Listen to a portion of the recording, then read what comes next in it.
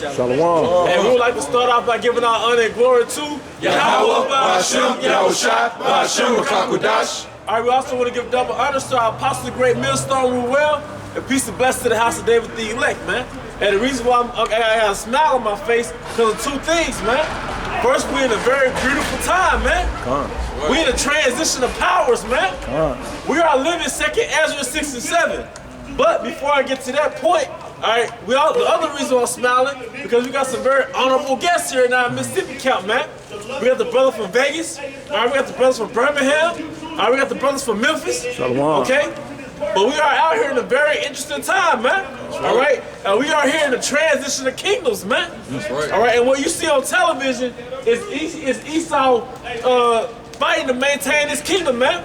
I'm gonna open up real quick, 2nd Ezra 6 and 7. All right, we're gonna say what? Jacob held the heel of Esau, right? So right now, Jacob is pulling Esau's heel, but Esau's fighting to stay up in that womb, man. Yeah. We pulling him, man. Yeah. But Esau's fighting to stay. Nah, I ain't going with this, man. All right. But hey, man, you can't force the course of the river, man. Okay. Yeah, this 2nd Ezra chapter 6 and verse 7. It said, "Then answered I and said, What shall be the parting asunder of the times, or when shall be the end of the first, and the beginning of it that follows?" Hey, that's why it says in Job that he have set forth bounds against that wicked man. All right, because Esau has a weakness, man. When you see Esau walking up and down the street with no care in the world, you see Maseratis passing by, you see Bentleys passing by, you see these high-end restaurants that only you can work in and not eat in, and it looks as though like this is just the way things are, man. All right, guess what? That's only going to exist for a time. Because once upon a time, there was Ethiopians walking around in their power. They didn't have a care in the world. And they had the best high-end chariots, man. The Egyptians, they was in these big pyramids, and they were the rulers of the earth, and everybody came to Egypt for knowledge and to make money, all right? But guess what? That's just dirt and desert now, man. They're just relics of the past now, man. And Esau's gonna be a relic of the past, just like the other empires, man. Okay? All right, so read that again, brother. This 2nd Ezra chapter 6 itself, it said, "Then answered I and said, What shall be the parting asunder of the times, or when shall be the end of the first, and the beginning of it that follow?" Yup, go ahead. It says, "And he said unto me, From Abraham unto Isaac, when Jacob and Esau were born of him, Jacob's hand held first the heel of Esau." Jacob's hand held first the heel of Esau. And it's showing you in 2nd Ezra 6 and 7 that was symbolic, man. All right?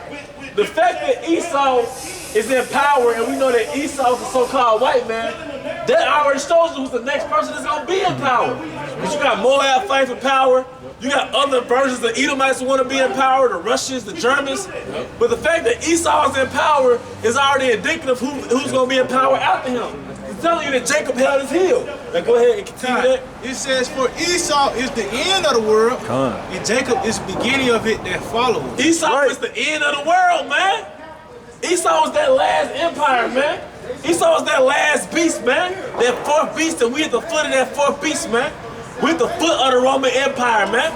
And this is a Roman Empire. That's why you see cars pass by. Cars ain't no modern day chariots, man. All right? That's why you see all these columns in these buildings. That's Roman architecture, man. All these apartment complexes, that goes back to Rome, man. Chariot races, what do you have now? NASCAR? You have the gladiators killing each other, now you have a reenactment of that. Football, all right? You have this party lifestyle, all right? Monday, Moon Day, Thursday, Thor Day, Saturday, Day of Saturn, Sunday, Day of the Sun. Going back to the Roman Empire, which ultimately goes back to Babylon and Egypt. That's right. July. Julius Caesar, Augustus, Octavius, Septimius. All right. So this is the extension of the Roman Empire. This is the fourth beast. But what happened 2,000 years ago? Was it 2,000 years ago? What happened when Rome ended its power, man? Who came right after Rome, man? Jake. That's right. That was indicative of the kingdom to come, man. So it came back. Rome came back during the time of the rebirth, the Renaissance period. So they had to enjoy that little kingdom for a little season. But what's going to happen right again after that? Except this time it's not going to end, man. That's it. All right? Okay. Yep. But see something to that? That was it. I got Oh, no, you go ahead. I got something quick, too. just real quick. Ecclesiastes 7, verse 8. Better is the end of a thing than the beginning thereof. We'll read that again. Better is the end of a thing than the beginning Hey, man. thereof. Hey, I would much rather. I'm gonna ask you guys, man. Maybe it just me to feel like this, man. You brothers. I would much rather be in this time of Esau's kingdom than in 1620 when that was first all out butt off them ships, man. And you got shackles on with no clothes on, like, man, where the hell am I, man? All right, 80 days on a boat, sitting next to vomit and feces, man. Dead bodies, man. All right. Didn't it say we're like a ball in the ocean, man? All right, man. You got your beard shaved. You don't want to eat. They force their food down your mouth, man. All right, man. This whole kingdom has been built off by our labor. Down the street and to the left, you got the Civil Rights Museum where it's recorded how they got this country into a world power, man. Free labor. And I recommend when brothers come to Mississippi, go to the Mississippi Civil Rights Museum, man. All right? Because Esau now, he didn't just get regular Israelites, he did what every other kingdom did. He got the warriors, he got the artisans, the craftsmen, the architects, the physicians. So it wasn't just dummies picking cotton. Esau had all types of men in his kingdom under his rulership. Go ahead, brother. Yeah, this is Isaiah chapter 22 and 17. Behold, the Lord will carry thee away with a mighty captivity, and he will surely cover thee. He will surely violently turn and toss thee like a ball into a large country. Woo! Hey, it's a mighty captivity, man. Wait a minute, 400 years is a mighty captivity. Getting a whole nation of people and shifting them across the Atlantic Ocean to a whole other country is a mighty captivity, man. Change the dynamic of the whole earth. It really is a global slave trade, man. The whole world hit a lick when we went into captivity, man. That's why I said this was that second Maccabees, who have not partaken in the spoil of Israel. Because right after that, the fake Jews set up a structure. All right, we're going to give y'all Edomites these plantations. It was a franchise. This is how you have a McDonald's franchise. All right, we're going to give you the store. This is the format how you run a store. These are the tools for the run of the store. We're going to give you this plantation, all right? And this is the stuff to run a plantation. They gave the American Edomites the structure to run the plantations, man. But it was all financed by them fake Jews, man. Okay? And even these banks, like J.P. Morgan, those banks use slaves as collateral for the slave owners, man. That's right. This very country you stand on is the result of what happened 400 years ago, man.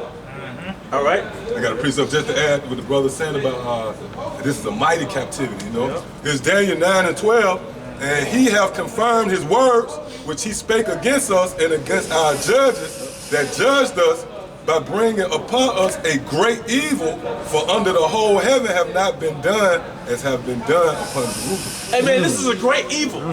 You have a nation of people who don't even exist as a nation. We don't even identify ourselves as a nation. We say we're Americans, man. All right, do you know what it means to exist as a nation? All right, the reason why Jake is so bugged out and so upset with Esau, they don't know another way of living. Part of the reason why we're still in slavery is not because we're picking cotton. We're not picking cotton right now. You depend on another nation for your survival. You depend on your adversaries for survival. If you're thirsty or you want to take a shower, you got to pay Esau's water bill. If you want to cook something, you got to pay Esau's electric bill, man. The way you provide for yourself is working for Esau. He gives you a measly check, and then you pay for your rent or your mortgage, man. But as a nation, all right, you have your own country. The Most High gave every nation their own country or their continent, and you utilize the resources that that country gives, man. We don't exist collectively to utilize the earth's resources of the 12 tribes of Israel, all right? This is Deuteronomy 28 and 48, that what you got? No. It says, therefore shalt thou serve thine enemies. You should serve your enemies. Monday, most of us gonna go to work with our enemy's shirt on our enemy's name on our shirt, man. Most of us gonna do that, man. All right? Go ahead. Yep. It says, which the Lord shall send against thee in hunger and in thirst and in nakedness. Hey, the Lord, select, brother.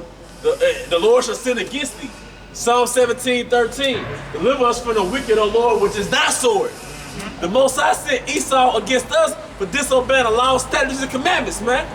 This is you ever got a whooping in the store in front of everybody when you was little?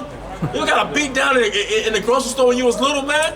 This is the Most High's beat down to the 12 tribes in front of everybody, man. That's why everybody know the so-called Negroes went into slavery. Everybody know the so-called Hispanics got conquered by the conquistadors, and that's the reason why they speak in Spanish. All right, there's a butt whooping in front of everybody by the Most High, man. That's right. All right. Yep. And it says, and in want of all things. And in want of all things. If you want extra, you gotta do extra for Esau. All right. Even the illegal stuff. Esau gave you the illegal stuff. You just can't get caught. But he gave you the illegal stuff. So whatever you want in this kingdom, you gotta go through Esau. We ain't got our own currency. All right. We don't got our own women. These American women. Don't know what the women they follow what Esau told them, man. Because part of going into captivity is you get your woman took, man. You got your own kids. Esau tell you if you want to homeschool your kids, Esau give you that curriculum. Well, this is what you gonna teach them. All right. Yep. It says, and he shall put a yoke of iron upon thy neck. Hey, first it was a literal yoke. We was literally walking around with a yoke on our neck, man. That's right. Hey, man, you gotta let that resonate with you, man. Your foundation in this country as a man, you was walking around with a yoke of iron across your neck, man.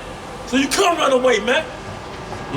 A grown man with a yoke of iron across his neck. Getting depowered. That's what emasculated mean. They take your power away, man. That you sitting there watching your kids get sold out to another plantation, man. You sitting there, Esau drunk, it's Saturday, they had a banquet. Esau drunk off some damn whiskey, man. He drunk off some damn whiskey, and he looking at your damn wife, man. And he call her ass in, man. And what the fuck can you do, man? That's our foundation in this country, and we supposed to walk around like, forget about the past. Our foundation in this country is we getting depowered in this country, man. We losing everything, man. All right? Yep.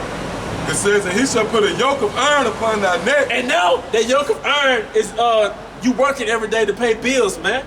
You working paycheck to paycheck. You're not supposed to have a car note. Where's a chariot note in the Bible? Where's a house note, which is a mortgage, which means dead to a pledge? Because in the homeland Jerusalem, a pledge is like collateral. I give you this as a token that I'm gonna pay you back. All right, so you use your house as a pledge to the bank. But what does it tell you about buying a house with other men's money, man? All right, so people say they ain't not a slave. You are a slave. You're a slave to debt. Because what does it say? The servant is a borrower to the lender. You're a slave. Yeah, the servant is the borrower. The borrower, I'm sorry. The borrower, the water. The borrower is a slave to the lender. And if you look at some translations, it straight up say slave, man. Okay? Go ahead. Yep. It says, until he have destroyed thee. Now we're destroyed. What is it saying now is that Isaiah, Jerusalem is ruined? Hey, the way you know, I'm gonna get the scripture right quick. I'm gonna say this real quick. The way you know a nation is destroyed when the women are hookers and the niggas are degenerates, man. Anytime you took the power from that country, well, all the women sell pussy or they're promiscuous, man, or they're sluts, and the boys they're just criminals.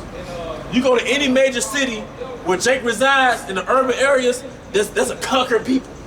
That's us being conquered. The little 14-year-old girls walking outside in packs with little shorts on. They got their breasts oiled up and down. They looking all in your car. All right? The dudes walking out 14, 15 in packs looking for evil. That's a sign that the power left that place, man. The man left that place. He took the man out the household, man. That was an attack on the Israelite man. Westernization, women's liberation, also that was an attack on the Israelite man. Child support. Because if I can take that man out, I got the family.